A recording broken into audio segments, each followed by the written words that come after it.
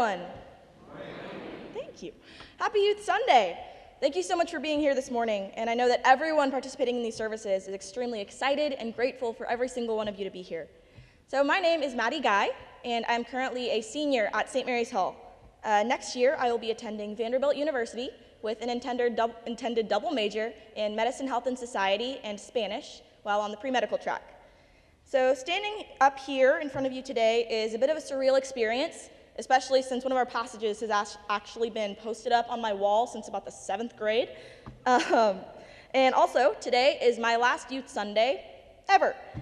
And I've been involved in Youth Sunday since about the 5th grade, so since before I think you were technically even allowed to.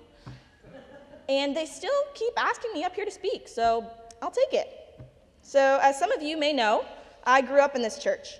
My mom, Sally Guy, who is probably already crying by now, started coming here when she was just 2 years old and has stayed ever since. Now, my brother and I were essentially raised in these halls and classrooms with choir on Wednesday nights, Mother's Day out on Thursday mornings, and Children's Sunday School every single Sunday. So after the days of VBS with Holly Youngquist and Kathy Timberlake, we grew up into the realm of middle school ministries. Now, back in the days of Kobe Cagle and Katie and Todd Evans, we ran around the halls of this church and ducked behind any chairs we could find in Covenant Hall to try to escape being captured in our games of underground church. Now, during these summers, our summers were consumed with mission trips and urban plunge. But before moving on to high school, however, we had to participate in this little ordeal called confirmation. Now, this was the first time that my faith was really individual. As you have probably noticed, my entire life was growing up in this church. I never knew anything different. I mean, the thought that someone could go their entire lives without knowing Jesus seemed frankly absurd and quite outlandish to me. However, when Ruthie Siders told me that I would actually have to sit down and write out what I personally believe, not just what I was taught, I knew I was facing a challenge. So after weeks, actually weeks of pensive concentration, I was finally able to put it into words in my statement of faith, which I actually read in this very pulpit about 4 years ago. So after this formative experience in my faith, I was thrown into the hectic world of high school, full of rigorous AP courses and standardized tests. Life got a little chaotic, to say the least. So over the first 3 years of high school, but especially junior year, I could feel myself and my life changing. Things I defined myself as started to shift.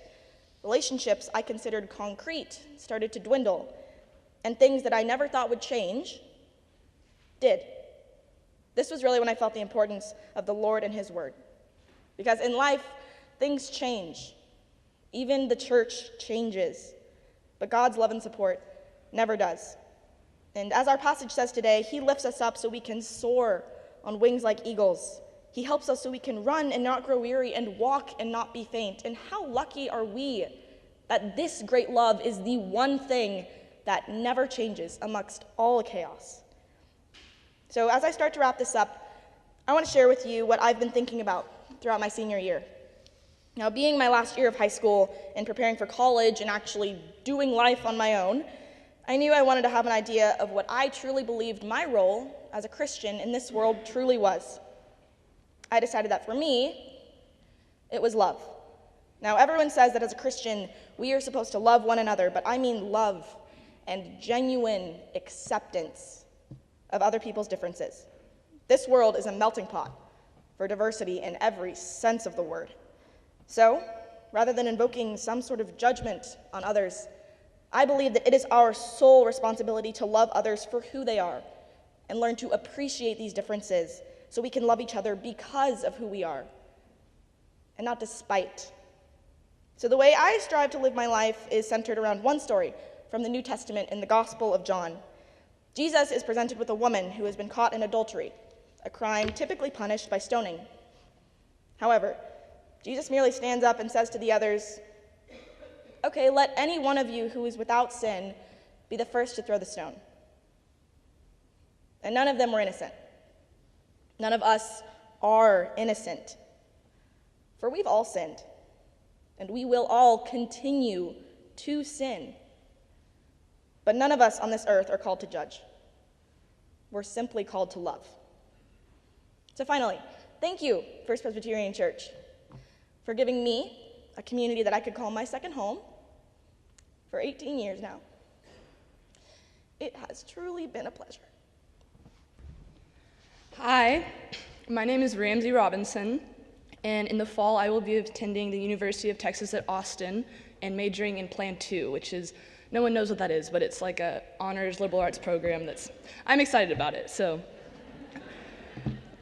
thank you all so much for letting us come up here and speak in front of y'all today. It's really an awesome opportunity. So I've grown up in the church as well, like Maddie. We've probably known each other since birth. And so it's been a very formative part of my development and everything. But okay, so in Isaiah 40:30, as was read earlier, it reads, "Even youths grow tired and weary." That's even youths, the bundles of seemingly endless energy, eventually even they grow tired. Through all of the sports, athletics, and other activities I fit into my schedule, I still grow physically weary and at times need rest. Nonetheless, Isaiah also reads, "Those who hope in the Lord will renew their strength. They will soar on wings like eagles. They will run and not grow weary. They will walk and not be faint." Through all the craziness that is adolescence and childhood and being a teenager in high school, I have been able to rely on the strength that God provides. Since First Pres has been a part of my life since birth, directing God's strength and love my way and fostering my reliance on His presence, it's helped me to form those experiences.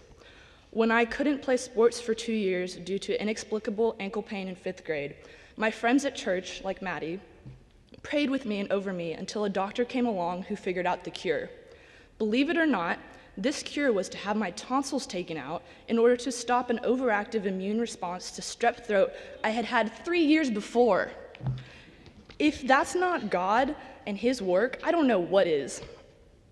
When I couldn't decide whether switching schools for high school was His plan for me or my plan for me, my friends who were older than me in the church were the ones who prayed with me and helped me make heads and tails out of the pros and cons of each school. Finally, I did switch, and my church friends were the first smiling faces I recognized in the halls of my new school. That's something that's very meaningful. Since then, I've been blessed to have the opportunity to teach the confirmation class last year.